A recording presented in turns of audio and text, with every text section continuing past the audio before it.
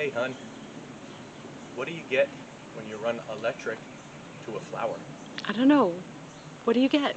A power plant!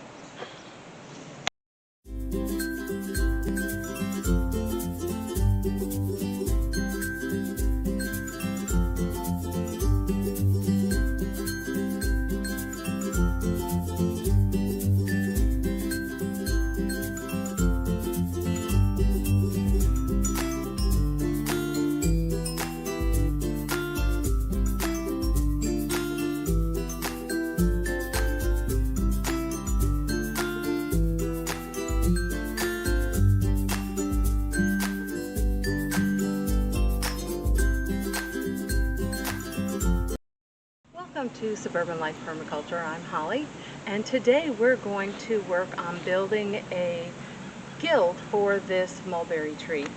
We had to move it because of the drain field, so we transplanted it, and it looks like it's starting to recover. So we want to take advantage of this move and create a guild over here.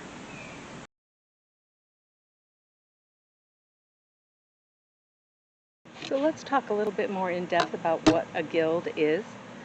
So you people who are familiar with gaming, you might recognize that terminology. Basically, in gaming, it's a group of people who work together for a common good, for a common goal. And a plant guild is kind of the same thing.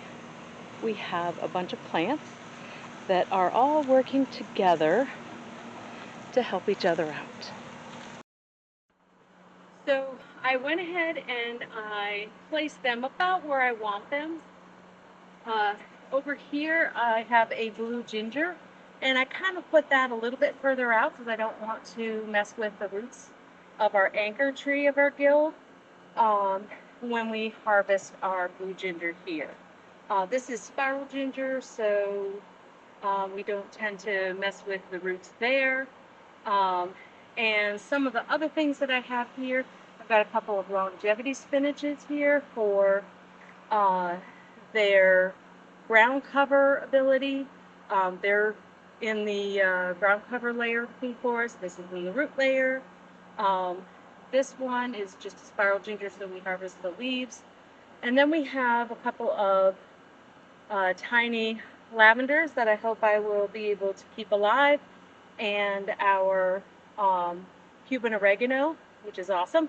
That one should be pretty tough here in Florida, and that's kind of how I picked these, right? Their area in the food forest, as well as are they going to work together as companions and help not harm the tree, and is the tree going to help not harm these guys? So I put the lavenders on this side because they like a lot of full sun, so when this gets bigger, hopefully we will keep them from being shaded too much. And they have some nice smells to them to keep away pests, as well as the Cuban oregano. And we also have back here some compost. So when we dig our holes, we're going to put some compost in the hole before we put the plants. And that should give them a nice little boost as they acclimate to their new little homes. So two more things that I forgot to mention is the comfrey, and I put it here because it's between these two anchor trees, because we are going to do a guild of sorts for the olive tree, and the comfrey will support both. And then I have a cranberry hibiscus here. It'll be great for pollinators, so will some of the other things like the lavender. We have some more cranberry hibiscus over here, so that should support really well. And I went ahead and put the comfrey in between. There was a couple of reasons I did that. One, it's a nitrogen fixer, which will help both the olive tree and the mulberry tree. It's also a good chop and drop. So I'm hoping this will go a little bit crazy here and then be a ground cover in this area, and then I can utilize that for chop and drop. I'm also going to put some Mexican sunflowers on the other side of these bricks here so that they can also be utilized for chop and drop. And speaking of the bricks here, That is our version of a one rock dam. So if you notice, we're kind of on a little bit of a slope here, so it's going to slow the water. I might go ahead and open a few spaces over here because the olive doesn't need as much water because it doesn't like wet feet, but for now, that's how we're going to do it. I wanted to take a minute and show you what I meant about a slope here. So here is where you can see the bubble, and if I put it down, see, we've definitely got a sloping here. Let's talk a little bit more about selection of plants. Another thing you want to consider is what do you like to eat and what do you like to grow?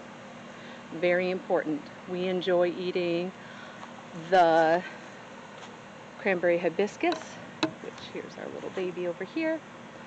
We enjoy longevity spinach and Cuban oregano, so these are why we selected them here, besides their other functions in the food forest. These right here are new to us, the spiral ginger, so we'll have to get back to you on that one.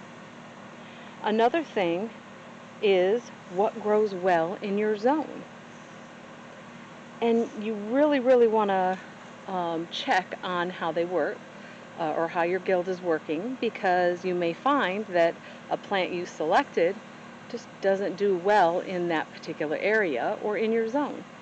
So we'll keep tabs on these and we'll keep trying to adjust this guild as needed.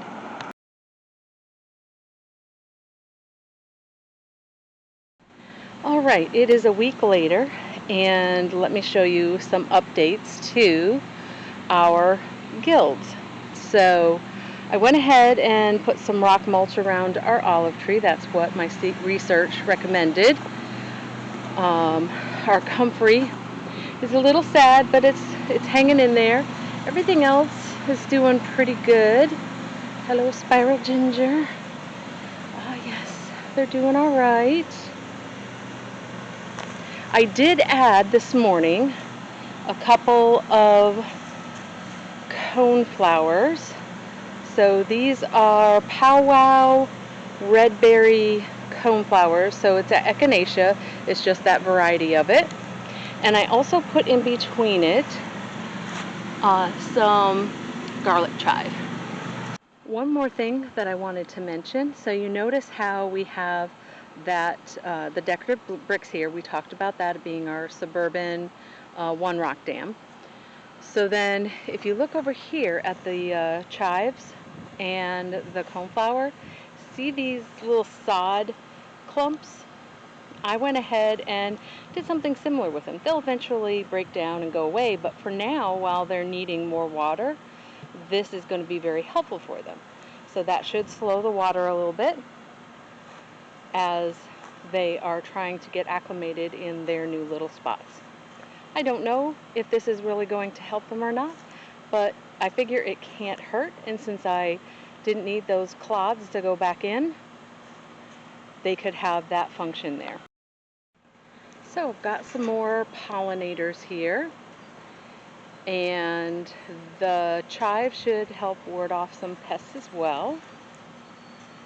I still have to wait for the Mexican sunflower because I still need to wait for them to grow, but they'll be over on the other side of this decorated area, which we mentioned earlier is our little one rock dam, our suburban version of that.